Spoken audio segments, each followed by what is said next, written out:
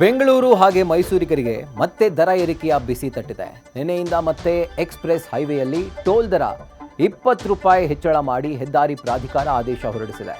ಕಳೆದ ಏಪ್ರಿಲ್ 1ರಿಂದ ಹೆದ್ದಾರಿ ಪ್ರಾಧಿಕಾರ ಟೋಲ್ ದರವನ್ನು ಏರಿಕೆ ಮಾಡಿತ್ತು. ಇದೀಗ ಸದ್ದಿಲ್ಲದೆ ಒಂದೇ ವರ್ಷದಲ್ಲಿ ಅದು 4 ತಿಂಗಳ ಅವಧಿಯಲ್ಲಿ ಎರಡನೇ ಬಾರಿಗೆ ದರವನ್ನು ಹೆಚ್ಚಳ ಮಾಡಿ ಆದೇಶ ಹೊರಡಿಸಿದ್ದು ಎಕ್ಸ್‌ಪ್ರೆಸ್ ಹೈವೇಯಲ್ಲಿ ಸಂಚಾರ ಇನ್ನು ಮುಂದೆಯಿಂದ ಮತ್ತಷ್ಟು ದುಬಾರಿ ಆಗ್ತಾ ಇದೆ.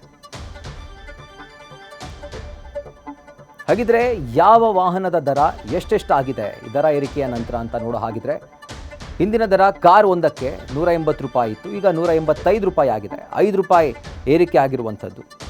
ಇನ್ನು ಲೈಟ್ ಮೂವಿಂಗ್ ವೆಹಿಕಲ್ಸ್ ಲಘು ವಾಹನಗಳು ಟೋಲ್ಗೆ ಕಟ್ಟಬೇಕಾಗಿದ್ದದ್ದು ಹಿಂದಿನ ದರ 285, ಈಗ 10 ರೂಪಾಯಿ ಏರಿಕೆ ಆಗಿದೆ. 295 ರೂಪಾಯಿ ಕಟ್ಟಬೇಕು ಟೋಲ್ ಪಾಸ್ ಆಗಲಿಕ್ಕೆ. ಇನ್ನು ಟ್ರಕ್ ಅಥವಾ ಬಸ್ಗಳು 600 ರೂಪಾಯಿ ಇತ್ತು ಹಿಂದಿನ ದರ, ಈಗ 620 ರೂಪಾಯಿಗೆ ಏರಿಕೆ ಆಗಿದೆ.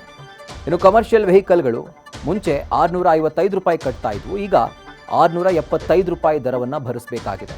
ಇನ್ನು ಭಾರೀ ವಾಹನ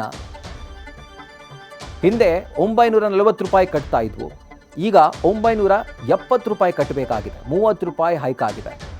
ಮಲ್ಟಿ ಆಕ್ಸೆಲ್ ವೆಹಿಕಲ್ ಹಿಂದೆ 1145 ರೂಪಾಯಿ ಕಟ್ತಾ ಇದ್ರು, ಈಗ 1180 ರೂಪಾಯಿ ಕಟ್ಟಬೇಕಾಗಿದೆ. ಸೊ 35 ರೂಪಾಯಿ ಏರಿಕೆ ಆಗಿದೆ.